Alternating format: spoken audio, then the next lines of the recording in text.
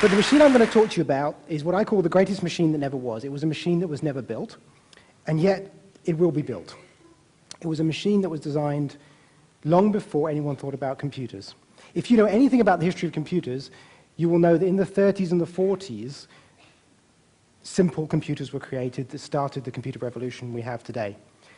You would be correct, except for you'd have the wrong century. The first computer was really designed in the 1830s and 1840s, not the 1930s and 1940s. It was designed, and parts of it were prototyped, and the bits of it that were built are here in South Kensington.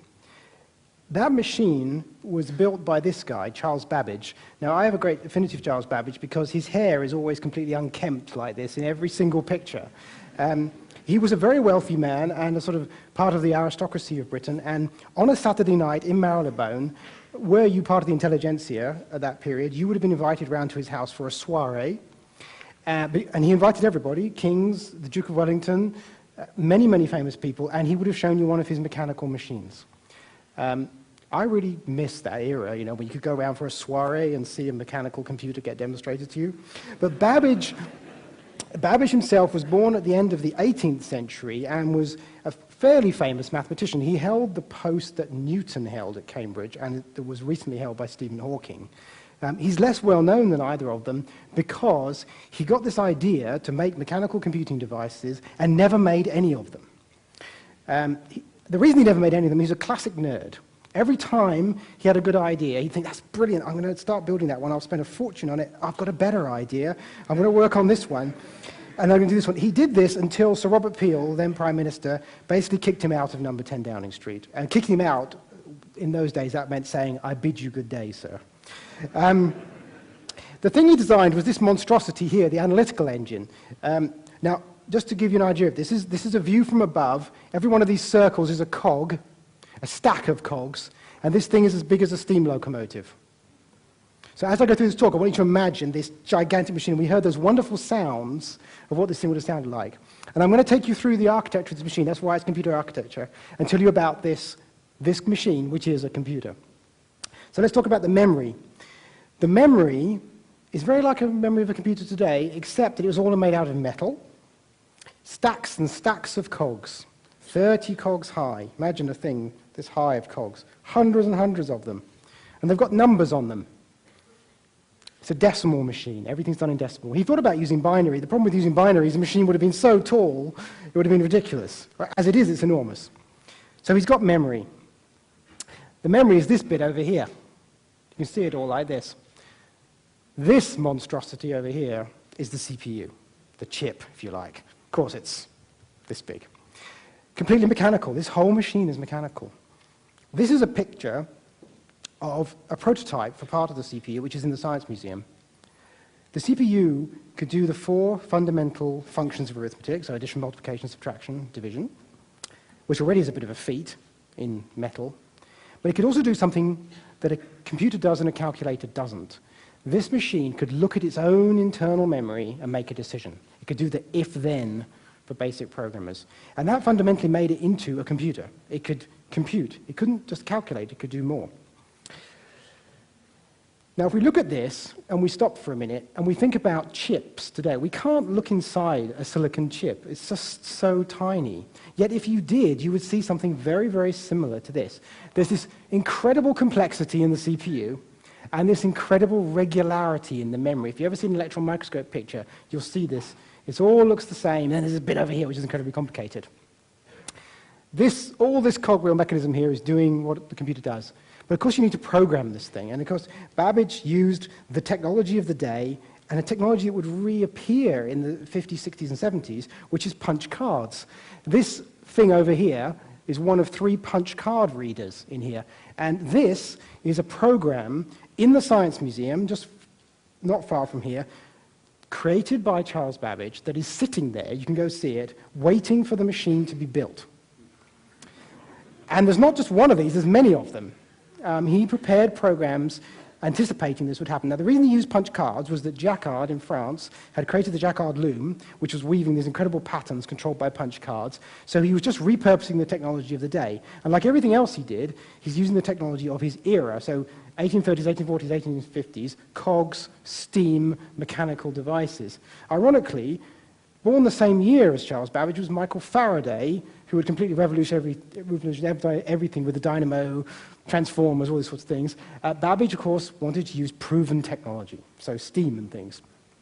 Now, he needed accessories. Obviously, you've got a computer now. You've got punch cards, a CPU, and memory. You need accessories. You're going to come with. You're not just going to have that. So first of all, he had sound. He had a bell. So if anything went wrong, or the machine needed the attendant to come to it, there was a bell it could ring.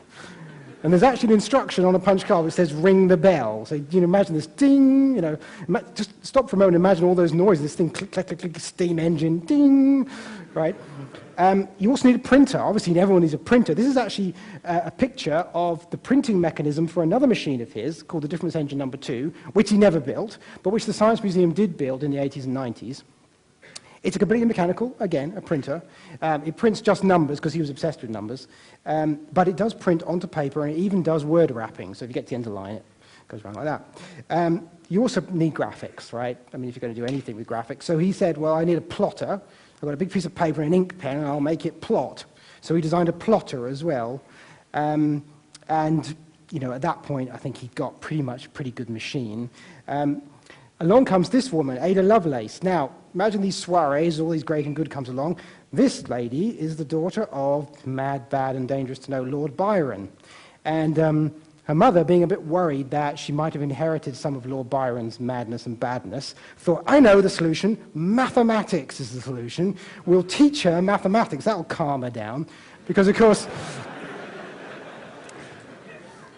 there's never been a mathematician that's gone crazy, so, that'll be fine. So everything will be fine. So she's got this mathematical training, and she goes to one of these soirees with her mother, and Charles Babbage, gets out his machine. So Duke of Wellington is there, we get that machine, obviously demonstrate it, and she gets it. She's the only person in his lifetime, really, who said, I understand what this does, and I understand the future of this machine. And we owe to her an enormous amount because we know a lot about the machine that Babbage was intending to build because of her. Now, some people call her the first programmer. This is actually from one of the paper that she translated. This is a program written in a particular style. It's not historically totally accurate that she's the first programmer, and actually she did something more amazing. Rather than just being a programmer, she saw something that Babbage didn't. Babbage was totally obsessed with mathematics. He was building a machine to do mathematics. And Lovelace said, you could do more than mathematics on this machine. And just as you do, everyone in this room has probably got a computer on them right now, because they've got a phone. If you go into that phone, every single thing in that phone or computer or any other computing device is mathematics. It's all numbers at the bottom.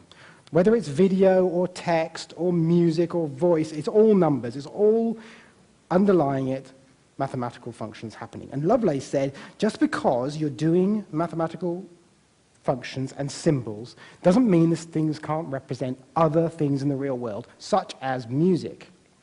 This was the huge leap, because Babbage is there saying, we could compute these amazing functions and print out tables of numbers and draw graphs. And Lovelace is there and she says, look, this thing could even compose music if you told it a representation of music numerically. So this is what I call Lovelace's leap. When you say she's a programmer, she did do some, but the real thing is to have said the future is going to be much, much more than this. Now, 100 years later, this guy comes along, Alan Turing, and in 1936, and invents the computer all over again. Now, of course, Babbage's machine was entirely mechanical. Turing's machine was entirely theoretical. Both of these guys were coming from a mathematical perspective, but Turing told us something very important. He just laid down the mathematical foundations for computer science and said, it doesn't matter how you make a computer. It doesn't matter if your computer is mechanical, like Babbage's was, or electronic, like computers are today, or perhaps in the future cells, or again, mechanical again, once we get into nanotechnology. We could go back to Babbage's machine and just make it tiny. All those things are computers. There is a computing essence. This is called the Church-Turing thesis. And so suddenly, you get this link where you say, this thing Babbage had built really was a computer. In fact, it was capable of doing everything we do today with computers, only really slowly. To give you an idea of how slowly, it had about 1K of memory. It used punch cards, which were being fed in. and it ran about 10,000 times slower than the first ZX81. It did have a RAM pack. You could add on a lot of extra memory if you wanted to. So, where does that bring us today? So there are plans. Over in Swindon, the Science Museum archive, there are hundreds of plans and thousands of pages of notes written by Czarlz Babbage about this analytical engine. One of those is a set of plans that we call Plan 28, and that is also the name of a charity that I started with Doron Swade, who was the curator of computing at the Science Museum and also the person who drove the project to build the difference engine. And our plan is to build it. Here in South Kensington, we will build the analytical engine. The project has a number of parts to it. One was the scanning of Babbage's archive. That's been done. The second is now the study of all of those plans to determine what to build. The third part is a computer simulation of that machine. And the last part is to physically build it at the Science Museum.